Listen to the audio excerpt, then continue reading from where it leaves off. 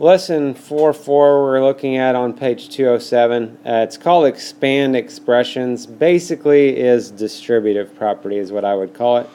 And so the book talks about how does the value of an expression change when it is expanded.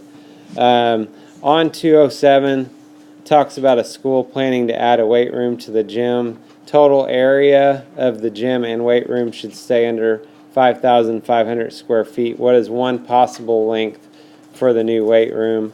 Show your work. Are there other lengths that would work? Why or why not? Okay, so if we're looking at this, talking about area, so you guys have talked about quite a few times before, area of a rectangle is length times width. Good. Okay, so length times width. Obviously, one of the dimensions we know is the 55 for sure.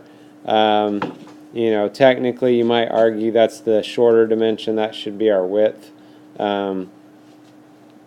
Just for convenience sake, I'm going to put it in first. Understand length times width is the same as width times length, right? So area would be 55 times something. So the other dimension is these two pieces added together. So 90 plus x, or x plus 90 if you want to put it that way. Okay. What we want to know is that, or what we need to make sure is we're keeping our area under 5,500 square feet. So you could just guess numbers for x and then see if they work or not. So different things we could do. Actually, we don't even necessarily have to do it this way of what I'm showing right now. Just mentioning this could be a possible setup, in which case you maybe substitute a number in place of x and then work it out and see what you get for your area. So like for example, if we tried, if x was 10, that'd be 55 times 100. That's a nice number to work with. Multiplying by 100 would be a way, you know, if you notice that, you could pick that. That would be right at 5,500. We want to stay under 5,500. So actually, anything less than that technically would work. So in other words, we could just say x is less than 10. There would be some feasibility issues. You know, we had a discussion here. If the weight room was only 1 foot wide, that would probably not work out so well. The other thing you could do is you could just look at it as looking at the gym, looking at how much area we've already used up. So like the gym is 55 times 90. That would be 4,950. And then you could think about, if we're wanting to stay under 5,500, you could think about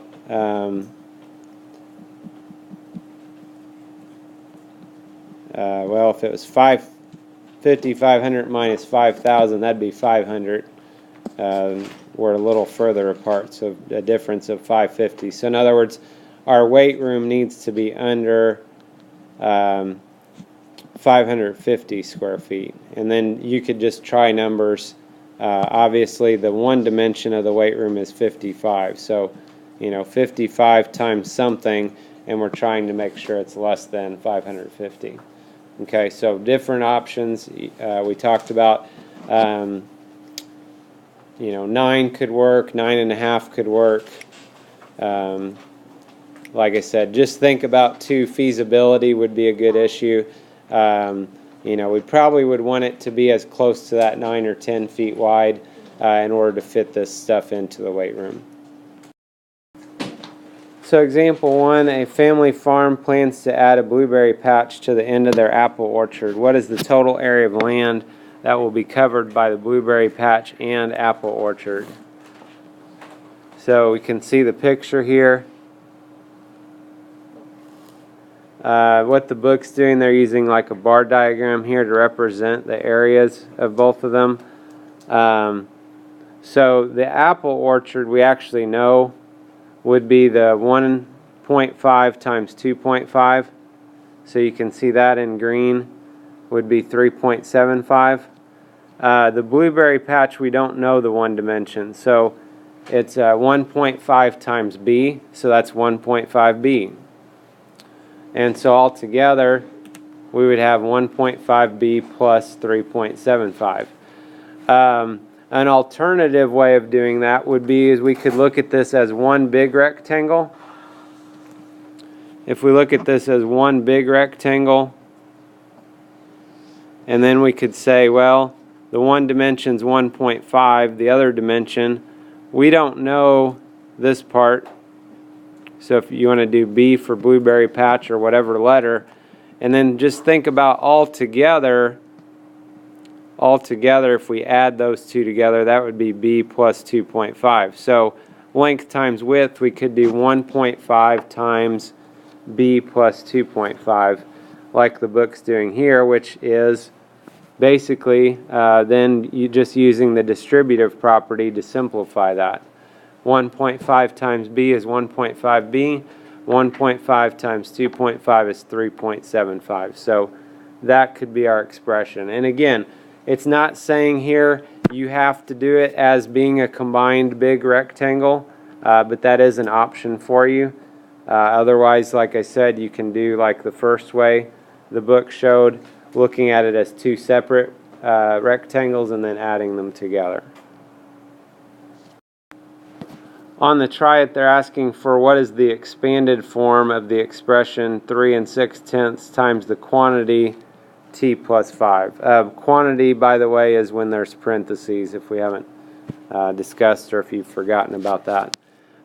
Expanded form, when it says what's the expanded form is telling us that we are going to need to distribute. Okay, anytime with a problem like this, you'll see expanded form means distribute. There's other stuff you've talked about in math about expanded form. That's actually a different idea, but with what we're doing here, this is referring to distributing. Okay, so like we've done distributing, we need to make sure we're multiplying to everything inside the parentheses. So we need to multiply 3.6 times the t, and then plus 3.6 times the 5. And it's already got the 5 there in your book, sorry. I would suggest you use parentheses rather than dots because things could get really confusing, especially when you have the decimal in the problem here. 3.6 times 3 is just 3.6t.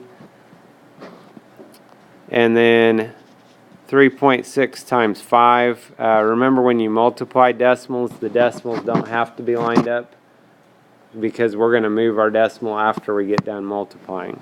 So if we multiplied this, 5 times 6 would be 30. 5 times 3 is 15, plus 3 is 18.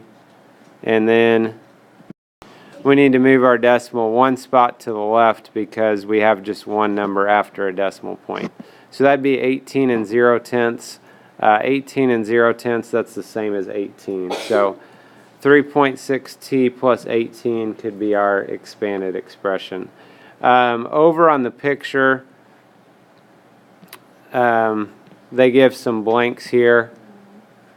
And the blanks basically is looking at what they wanted us to do. Well, it was 3.6 times t plus 5. So if the one was t, the other one must be the 5.